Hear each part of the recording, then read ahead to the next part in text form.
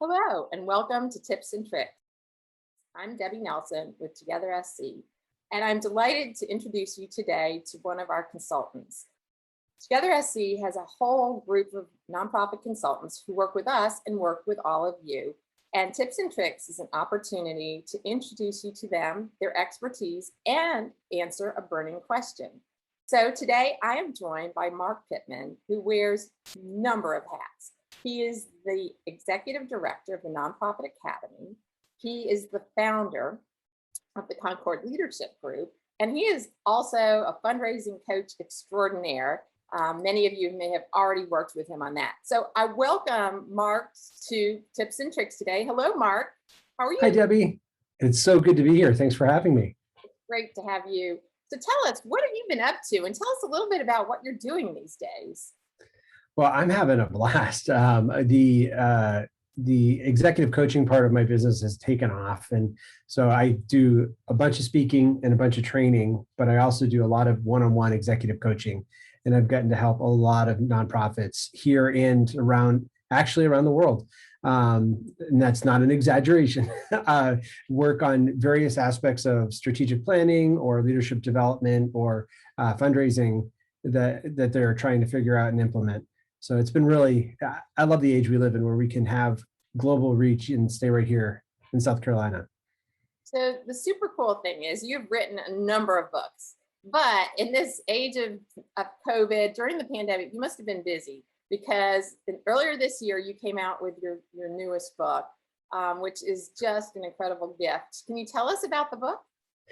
Thank you. And I love that you said it was an incredible gift because it's called The Surprising Gift of Doubt.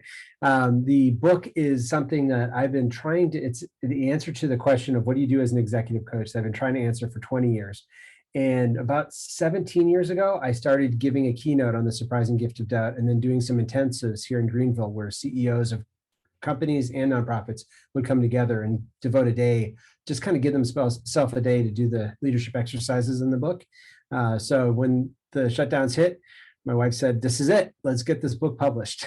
So it was just released and it's been getting amazing reviews and very, very pleased with how it's helping people.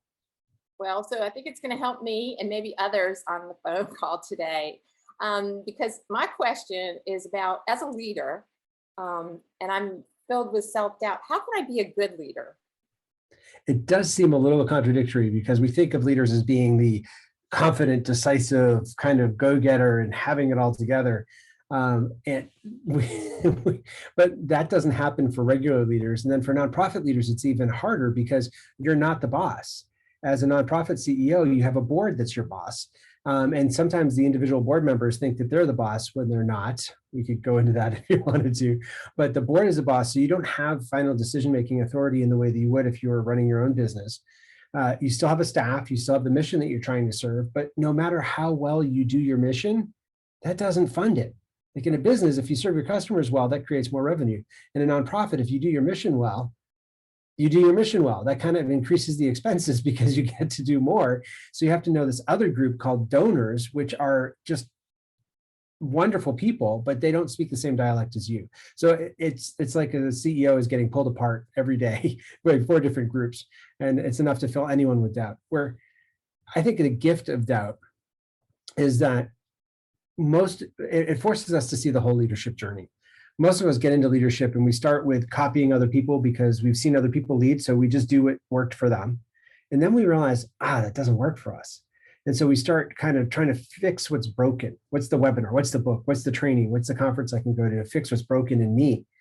And each system, rather than seeing what we can take from it and internalize, we see what we lack, how much of it we don't put into process, how many binders from past conferences sit on our bookshelves without being reviewed.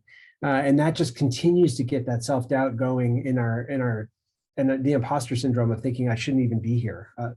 A recent leadership study I did with nonprofit CEOs, a full 1 in 10 didn't even feel they had the confidence to be a CEO. They thought they needed to get out of the position because they were hurting the organization they led.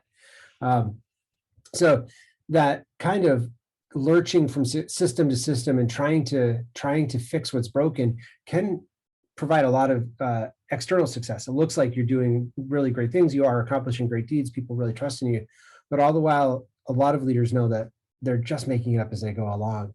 And where I think gift is the gift in doubt is that it forces us to look at the other half of the leadership journey, which is all the internal stuff. Instead of just looking to people and to programs, we get to look inside and figure out, how are we different?